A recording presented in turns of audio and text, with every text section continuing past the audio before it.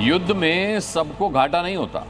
मौका देखकर चौका मारने वालों को फायदे भी होते हैं और इसकी तस्वीर भी दिखती है। जैसे इस वक्त चीन को ईरान युद्ध में दिख रही है। ताइवान को हड़पने का मौका।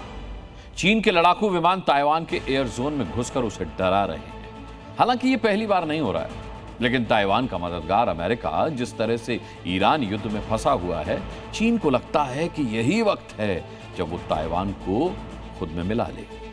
आसमान में हाहाकार मचाते ये चीन के फाइटर जेट्स हैं, जो ताइवान की सीमा के पास अपनी ताकत का प्रदर्शन कर रहे हैं। यही वो जहाज हैं जो ताइवान की हवाई सीमा रेखा में घुसकर उन पर कब्जा करने की खुली चेतावनी दे रहे हैं।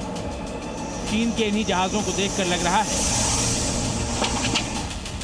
कि क्या फारस की खाड़ी में स्ट्रेट ऑफ होर्मुज से करीब 6000 किलोमीटर दूर पूर्वी चीन सागर में मौजूद ताइवान स्ट्रेट युद्ध का नया मैदान बनने जा रहा है।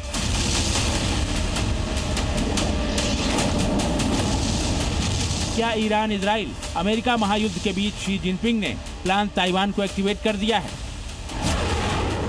क्या शी जिनपिंग को ताइवान को चीन में मिलाने का यही मौका मुफीद लग रहा है? जब अमेरिका ईरान युद्ध में फंसा हो तब ताइवान पर हमला बोल दिया जाए। इन सारे सवालों का जवाब आपको डिटेल में दिखाएंगे। उसके पहले चीन के जहाजों का ताइवान पर मंडराने के बाद ताइवान का स्टैंड जान लीजिए।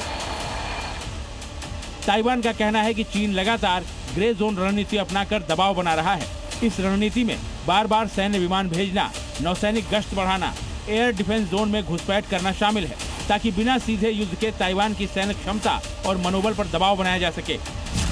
ताइवान की इस थ्योरी से अलग दुनिया के कई एक्सपर्ट्स का मानना है कि ईरान युद्ध के दौरान 13-14 दिनों तक खामोश रहने के बाद चीन का ताइवान के आकाश पर लड़ाकू विमान उड़ाना सिर्फ दबाव नहीं बल्कि असली खतरा है। चीन ताइवान पर लंबे वक्त से हमले की तैयारी कर रहा है। अगर अमेरिका ईरान युद्ध में ज्यादा दिनों तक फंसा रहा तो चीन वाकई ताइवान पर हमला कर सकता है।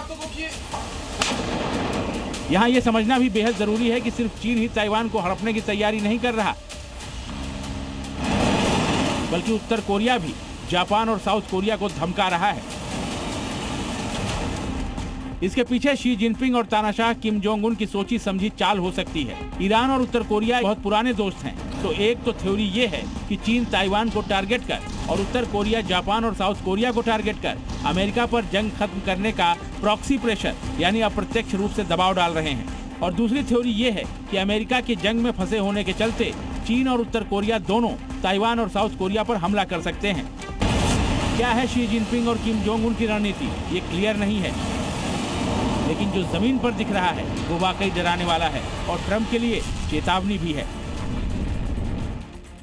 चीन ताइवान पर हमला करता है तो अमेरिका को मदद करनी होगी, तो युद्ध का एक फ्रंट खुल जाएगा। युद्ध का दूसरा फ्रंट होगा अगर उत्तर कोरिया जापान और दक्षिण कोरिया पर हमला कर देता है तो अमेरिका को मदद करनी होगी। और युद्ध का तीसरा फ्रंट है ईरान, जहां जंग चल ही रही है। इसी के साथ यूक्रेन के लिए भी अमेरिका ही असली फाइट कर रहा है, मतलब युद्ध का चौथा फ्रंट। सवाल है अमेरिका जो ईरान से निपटने के लिए नाटो देशों से मदद मांग रहा है, एक साथ कितने फ्रंट पर लड़ेगा, कहां लड़ेगा, और इतने मोर्चे पर एक साथ लड़ने के लिए क्या अमेरिका तैयार भी है? ये पहली बार नहीं है जब चीन के लड़ाकू विमान ताइवान की सीमा में घुसे हों। चीन ताइवान को अपना हिस्सा मानता है, जबकि ताइवान खुद को एक स्वतंत्र देश बताता है। चीन ताइवान को खुद में मिलाने के लिए बल प्रयोग की धमकी देता है।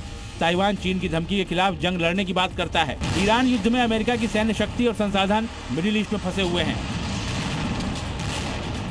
और ताइवान स्ट्रेट को चीन की खौलाने की तैयारी दुनिया को एक और भीषण युद्ध में धकेल सकती है। ब्यूरो रिपोर्ट, जी मीडिया।